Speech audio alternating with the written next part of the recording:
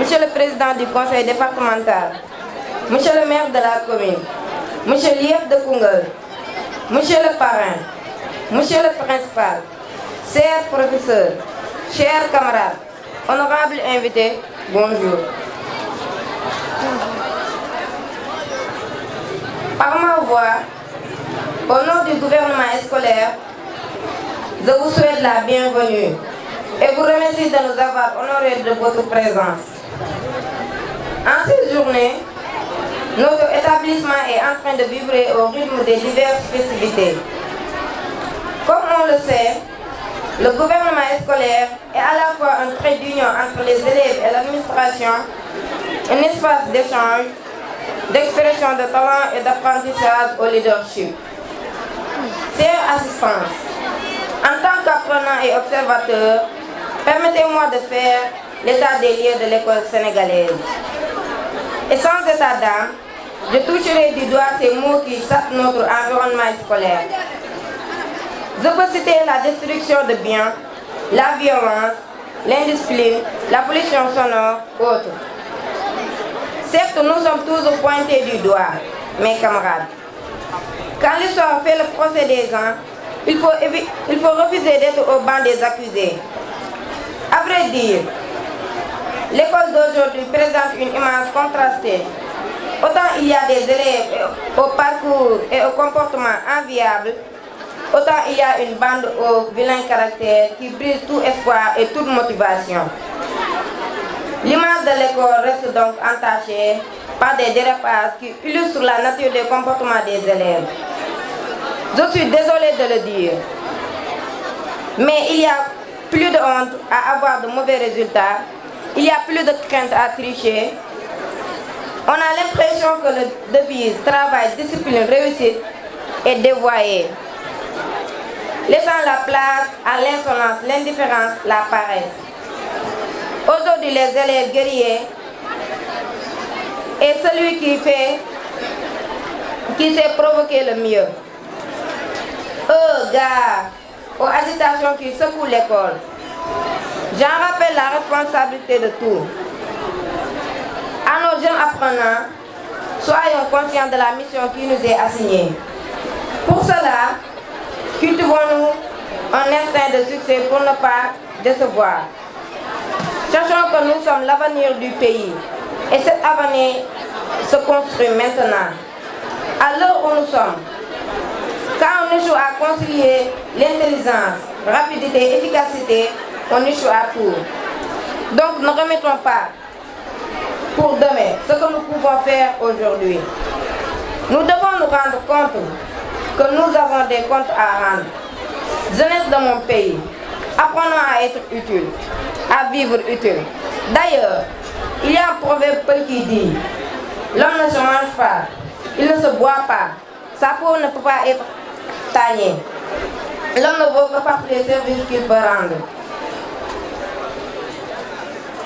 Mieux, faisons des études notre principale préoccupation et de la lutte pour les sommets. Le premier de nos objectifs. Faisons de la décence et de la droiture le subissement de nos actes et paroles. Cultivons-nous la persévérance, l'amour du travail bien fait pour un accomplissement fidèle de nos devoirs. À nos chers parents, enseignants et autorités, vous avez la lourde responsabilité de porter cette génération en quête de repères. J'avoue que cette jeunesse animée par le goût du luxe est très difficile à gouverner. C'est dans ce sens que s'inspirent ces propos de Ramatoulaye dans une si longue lettre. Notre société est ébranlée dans ses assises les plus profondes, tiraillées entre les vices importés et la résistance farouche des vertus anciennes. De surcroît, l'école doit jouer un rôle capital dans la formation des nouvelles générations qui font face aujourd'hui aux mutations, aux divers du numérique et à la dépravation des mœurs. Comme l'école est l'incarnation de la République, elle mérite donc d'être remplacée. Espérons qu'avec le projet NITE, nouvelle initiative pour la transformation de l'éducation, Cette école produit de nouveaux types de citoyens. L'école concrétiseront ce vœu de bâtir un Sénégal juste, souverain et prospère. Je n'aurai terminé mes propos sans réitérer mes remerciements à toute l'assistance, aux autorités éducatives pour leur rôle de sentinelle de l'école, au principal et à son personnel, pour tous les efforts consentis pour notre réussite et pour ce désir de faire de notre école une école d'excellence. Aux parrains, à qui nous décerrons une mention spéciale, ce grand monsieur, ce digne fils de Koungheul, est un homme dont on vante ses qualités intellectuelles, homme du sérieux, homme d'une humilité enviable. Vous êtes digne de référence. Merci pour votre soutien et pour tout ce que vous faites pour les communautés. À nos parents, pour leur énorme sacrifice. Aux invités, pour leur courtoisie. À mes camarades, d'avoir fait de moi le porte-voix. Je suis très reconnaissant et je vous en remercie. Vive le CEM Koungheul Commune, vive l'école sénégalaise, que la fête soit belle. Merci. Chers enseignants, chers parents et surtout chers élèves et toute la famille du CEM Koungheul Commune, c'est un honneur immense pour moi de revenir ici, dans cet établissement où tout a commencé. Aujourd'hui, je ne suis plus l'élève qui cherchait sa salle en courant ou qui avait peur du prochain contrôle surprise. Aujourd'hui, je suis une ancienne élève, une sœur, un témoin de ce que cette école peut bâtir. Merci à l'administration, cette belle invitation. Merci à chaque enseignant, chaque surveillant, chaque agent d'entretien de cette collège, car chacun d'entre vous a joué un rôle dans notre parcours. Revenir ici me rappelle tant de souvenirs. Ce collège n'a pas seulement été un lieu d'apprentissage, il a été une école de vie. Ici, j'ai appris à me lever après un échec, à se croire en moi malgré le doute, à respecter l'effort et la discipline. Chers élèves, je vous regarde avec beaucoup d'émotion. Vous êtes beaux, courageuses, pleines d'espoir. Ce que faites aujourd'hui, vos devoirs, vos efforts, même vos erreurs, tout cela construit l'adulte que vous deviendrez. Travaillez, respectez vos enseignants, écoutez vos parents. Ne laissez personne vous dire que vous ne pouvez pas réussir.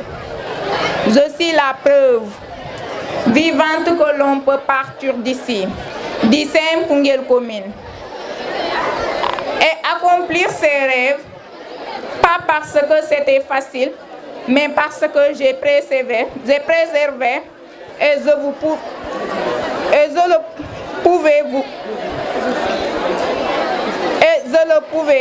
vous le pouvez aussi. Chers enseignants, je vous dis merci. Vous avez semé des grains que vous ne voyez peut-être pas pousser tous les jours, mais elles fleurissent. Votre impact est réel. Même s'il est parfois invisible, chers parents, continuez de soutenir vos enfants, même si parfois ils vous fatiguent. Même si les résultats ne sont pas encore là, restez derrière eux. Votre soutien est leur force. Aujourd'hui, je ne viens pas vous impressionner, je viens vous encourager. Je viens vous dire que cette école a du potentiel, que vous avez du potentiel et que la réussite n'est pas réservée à une élite. Elle est la portée de ceux qui osent, qui travaillent et qui préservent. Merci au CEM Koungheul Commune pour tout ce que vous m'avez donné. Merci de m'avoir forcé, guidé, corrigé et surtout m'avoir cru capable. Je vous souhaite une excellente fête de Gospel, que cette célébration soit un moment de joie, mais aussi l'inspiration. Merci et vive le CM Koungheul Commune. fii ak bureau wax nañ ko fii parents yi nga xam ne ñoo bokk ci groupe WhatsApp bi yëpp ñu ñëw teew xëy na beneen yoon bu ñu yàlla mayee jàmm dañ gën a organiser ba mu gën a tegu ci yoon. man nag sama wax fi ma koy jëmee mooy gannaaw bu ma santee gërëm ñi nga xam ne tey ñoo yore wàllu njàngam éducation fii ci CM bi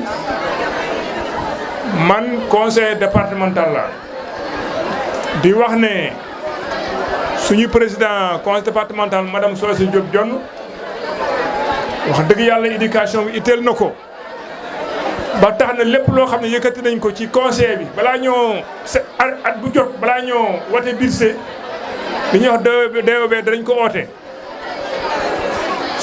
waxtaan li jëm ci wàllu ndimbal yi nga xam ne conseil bi da ko yëkkati at bu jot jëmale ko ci éducation muy fii ci département bi nag ak ci biti département bi ndax tey université yi nga xam ne ñoo nekk ci biir Sénégal yëpp wax dëgg yàlla ñi nga xam ne tey ñoo élus yi maanaam maire yi ak président conseil départemental lu ñu mën ñu ngi koy def xëy na Mame Cheikh Fall moo jiite commission boobu waaye dañ leen di yëgal rek ne lépp loo xam ne yëkkati nañ ko lu jëm ci wàllu ndimbal yu jëm ci élèves yi conseil bi dañ ci ànd unanimement kon ñu ni yëgal leen loolu di gërëm di sant nag di ñaax élèves yi ñu gën a góorgóorlu di ñaax tamit parents yi ñu gën a jàppale xale yi ndax ki doon wax sànq fii ci biir discours am wax na ko ndax njàng mi dafa nekk loo xam ne dafa am solo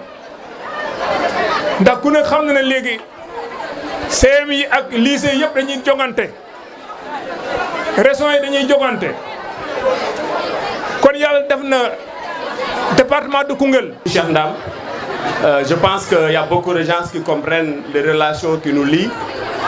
C'est un frère à moi, mais c'est un ami aussi à moi parce que nous avons partagé beaucoup de choses ensemble. Nous avons partagé le mouvement de jeunesse ensemble.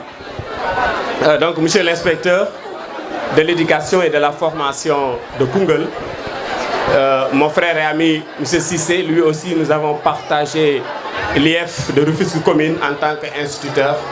Aujourd'hui, il est devenu inspecteur dans ma localité. Je voudrais également vraiment saluer le principal, mon frère Ibrahim Assi, avec son équipe, l'équipe pédagogique. Je dirais, je n'ai même pas de qualificatif pour vraiment féliciter l'équipe pédagogique de Koungheul Commune, parce que ma fille est passée l'année dernière ici et elle a eu d'excellents résultats dans cet établissement. Je pense que je salue également la présence de notre doyen Modou Gueye. Je pense que vous l'avez dit, c'est un militant de l'école.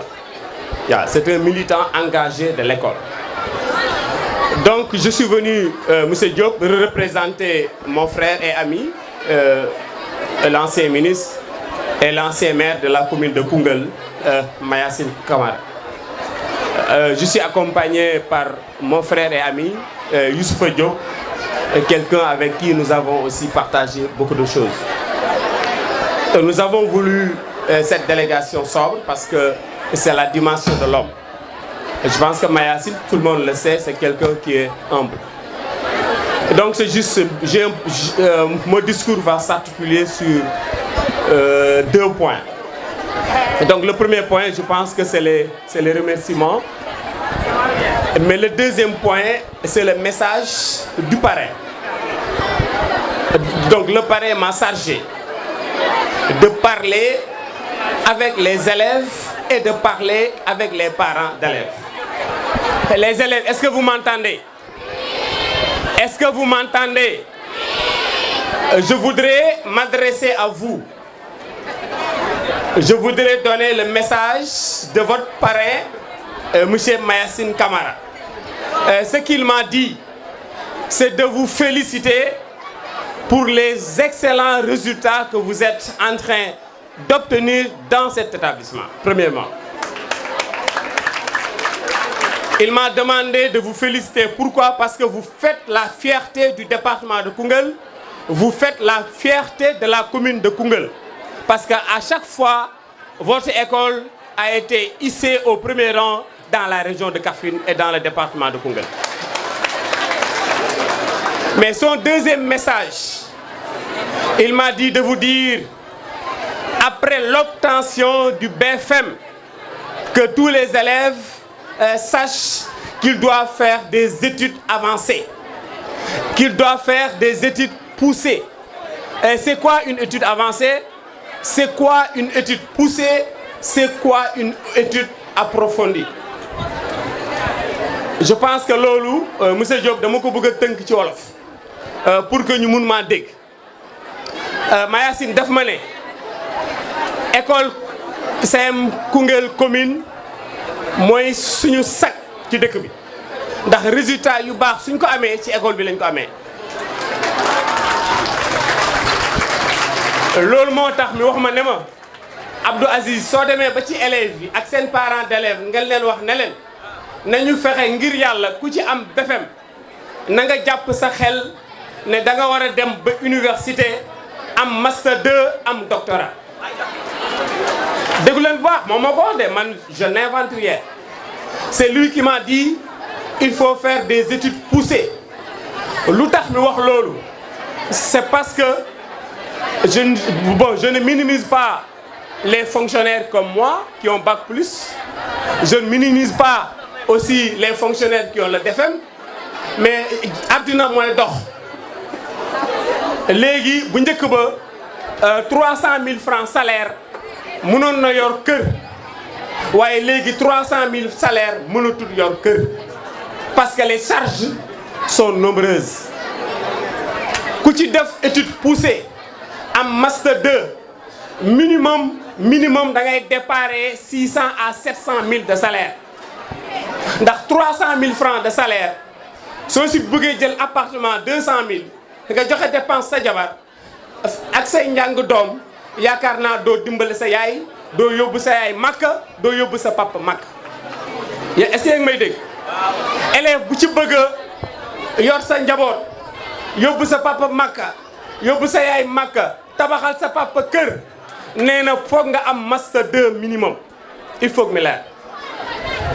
Les parents d'élèves laissez les parents étudier nañu bàyyi maye bu teel bi nañu bàyyi xale yu jigéen ñu jàng te ñëpp gis nañ ne réew mi tey ay postes de responsabilité yoo xam ne ay jigéen ñoo fa nekk.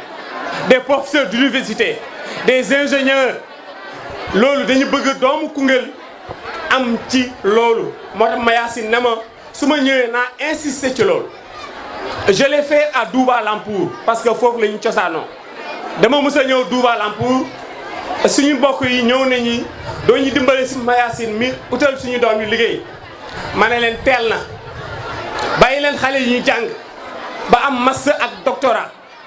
Actuellement soo demee Douba Lampour ay ingénieur nga fay fekk ay professeur d'université ak yeneen sa bu njëkk ba doomu Kimintan rek ñoo doon jàng mais léegi tey soo demee ci village bi tu trouves n'importe quel cadre dans le village. kon lu ñu leen doon ñaax ñoom gis nañ ko moo tax mi ne ma li nga def Douba soo demee Koungheul commune na nga ko fa def nañu insister pour que xale yi jàng fu may jeexalee mooy je donne mon exemple. J'ai eu mon bac ma dem université ma inscrire sociologie def première année ma am ay UV yu may reprendre ma ne man su ma naree reprendre deuxième année est-ce que du ma cartoucher naa dem def concours enseignement. ma def concours enseignement ma réussir ma ñëw def examen jàll deuxième année ma taxaw ne man est-ce que damay jàngale ji wala damay continuer université. ma toog moom yàgg bëgg xaalis ma ne naa dem jàngale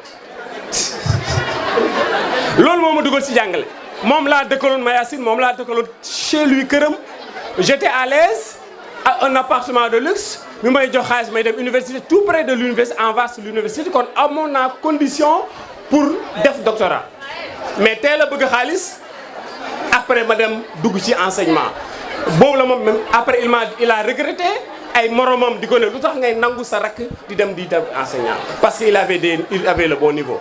li ma dal nag lay bañ mi dal leen ku ci am bac na nga dem université sa soo demee université na nga toog même soo redoubler reprendre nga continuer say njàng. loolu parents yi ñu ngi leen di ñaan bu leen teel a jox responsabilité xale yi bàyyi leen xale yi ñu jàngi ku si mën a jaay sa yére jox sa doom mi jàngi def ko ku si mën a jaay sa kër jox ko mi jàng. L'éducation n'est pas une dépense, l'éducation est un investissement. Il nous faut investir sur les enfants et nous parents d'élèves man de lu ma am su weer dee sama njàng doom laay ñëkk a fay balaa may joxe dépense mooy sama priorité. Donc ñun parents yi on lance un appel à tous les parents de prendre l'éducation de nos enfants comme la priorité des priorités. maa ngi gërëm ñëpp di sant ñëpp wasalaam. waaye da nga may yokk pression rek parce que ba ma introduire nii ñëpp jóg tàkk te li may wax nii daanaka solo si du bëri day xaw a metti si man waaye maa ngi gërëm ñëpp di sant ñëpp ci li ngeen ma accueillir. dama bëgg rek ngeen may ma bañ a def discours en français ba pare wëlbati di def en wolof comme dafa li ñu war a wax dafa xaw am solo tuuti ñu wax ko ci wolof rek ñëpp déggandoo ko. Monsieur l'inspecteur de l'éducation et de la formation, monsieur Cissé, monsieur le parrain, chers collègues, chers élèves, tey damay jël kàddu rek pour souhaiter la bienvenue à toute l'assistance. S'il vous plaît ñu déglu principal s'il vous plaît nañ déglu kàddu yi d'accord Aïcha.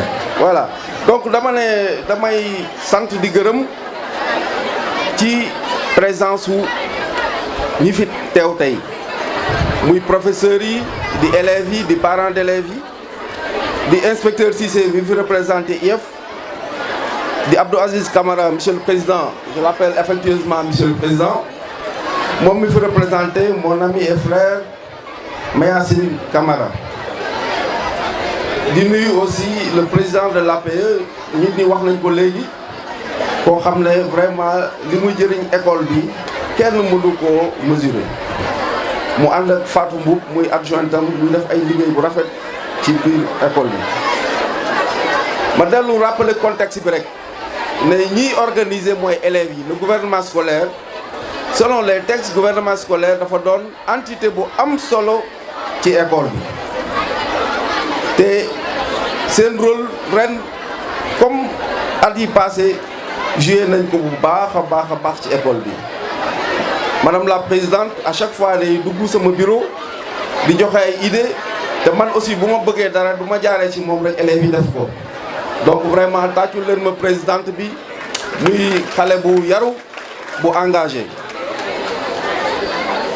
Alors organisation journée culturelle yi tamit daf ñu permettre ñu defaale porte ouverte ci benn projet bu ñëw ren ci sunu école muy projet EDC. Plus tard xam naa ñoom monsieur Anne qui est le coordonnateur dina ci gën a ñëw tey monsieur Cissé ñu ngi lay nuyu moom moo fi ñëw pour def la supervision. Les journées là nag du rek tey manifestation bi interclasse yi def nañ ko. mu am football am balle au panier am génie en herbe te yooyu yëpp jàll na ci jàmm te def nañ ko niñ ko war a defee moo tax may sant monsieur Ka ak équipe am di sant aussi madame Guèye ak équipe am parce que vraiment journée yi jaar na yoon trop. parents yi ci jàppoon aussi ci interclasse bi muy Pape Medoune Seck ñu ngi koy gërëm monsieur Ka aussi bu soirée culturelle bi. Maintenant élèves yi dama bëggoon ngeen déglu ma tuuti ma wax leen tout à l'heure monsieur Diop wax na ko AP bi wax na ma ko seen présidente bi wax na ko su fekkoon ne ci football la dañ naan CM Koungheul commune moom mooy Real de Madrid ak 15 Ligue des champions.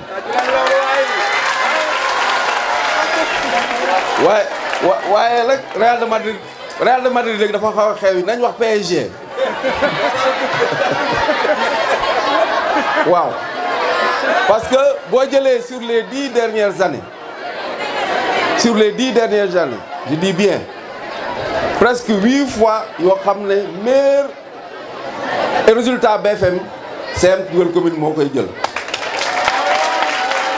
daaw on a fait 100% au BFM bu ñu jëlee Miss mathématique jël nañ ko fi Miss mathématique régionale 2 fois ren sax Miss mathématique départementale ñun ñoo ko jël donc on a comme li ñuy wax ci tubaab on n'a plus rien à prouver mais quand même dafa am taar boo xam ne même présidente wax na ko loo xam ne foog ñu taxaw ci muy la tricherie dans les établissements la tricherie dans les établissements ku ma xam ne am na loo xam ne duñ ko nangu te je déclare ici solennellement parents yaa ngi toog inspecteurs yi ngi toog ñëpp a ngi toog je déclare solennellement qu'il y aura une tolérance zéro comme disait l'autre une tolérance zéro pour la tricherie parents yi maa leen di wax ne élève buñ ci jàpp ak téléphone muy tricher dinañ ko daax te bu boobaa dañ ko teg ci lu leer parce que loolu du cëru élève jàppale leen ñu parents yi ci sensibiliser élèves yi ñu xam ne récompense bu gën a neex mooy récompense bu mérité mais jël ñu jox la épreuve nga jël sa téléphone photo ko intelligence artificielle jox la résultat bi nga bind résultat bi def ne mën nga nax nit ñi mënoo nax kenn parce que fii ñu tàggat la ba ñëw di jàngale lu élève mën a bind xam nañ ko lu élève mënut a bind xam nañ ko donc tolérance zéro pour la tricherie défi ñu am ñun tey suñu école mooy ñu mën a yóbbu suñu école suñu élèves yi dans les LINAC am na lu ñuy waaye les lycées nation et armée benn baa ngi Kaffrine benn baa ngi Sédhiou suñu élèves yi tey war nañ mën a exceller ba bu ñu demee defi concours yi mën cee dem suñu défi mooy ñu jàngal élèves yi ba ñu mën a dem lycée d'excellence de Diourbel et plus tard intégrer les grandes écoles tey loolu moo doon suñu défi loolu nag ñu ngi ñaan parents d'élèves yi jàppale ñu ci comme ni ñu koy faral defee ñun aussi liñ ci mën dinañ ko ci def incha allahu rabbi alors ma ñëw ci parrain bi dana jafe nag pour ma wax ci Mayacine Camara parce que Mayacine Camara képp ko xam ne sama xarit la képp ku nekk ci école bi da nga koy gis chaque fois mu gaare otoom comme un anonyme parce que nit ñi wax nañ ko léegi c'est un gars très humble gaare otoom dugg ndànk sama bureau on peut rester 4 heures de temps mais liñ fay wax yëpp éducation lan la ñuy def ba élèves yi doon de bons élèves mais moom nag li mu gëm mooy élèves yi doivent être des mathématiciens chaque fois c'est ça qu'il me dit mais monsieur Diop wax na ko léegi Mayacine du parrain d'un jour moom partenaire école bi la te yàgg na ko wane tey site bii ñu nekk ba mu nekkee maire la def délibération ñu am site bii donc mun cee def école bi bu école bi amee tey courant moom moo def extension indi poto yi ba ci buntu école bi pour ñu mën a am n'est-ce pas courant mais au-delà de ça moom promotion excellence yi muy def parce que kenn naamtamlewul organisation colonie de vacances pour les meilleurs élèves def na koy ay at ba élèves yi dañ doon xëccoo ku ne bëgg a nekk ci kanam pour mën cee dem man mii sama doom daan na ci bénéficier wu te loolu lu am solo la jël ay Koungheul waa yóbbu leen Dakar ñu xam Dakar yóbbu leen aéroport yóbbu leen palais loolu il l'a fait et il a promis de reprendre donc loolu Koungheul yëpp ñoo ko ci ameel njukkal CM Koungheul commune daal sera toujours reconnaissant envers Mayacine Camara vraiment loolu la amoon ci lu may wax di sant ñëpp di gërëm ñëpp et bonne fête merci beaucoup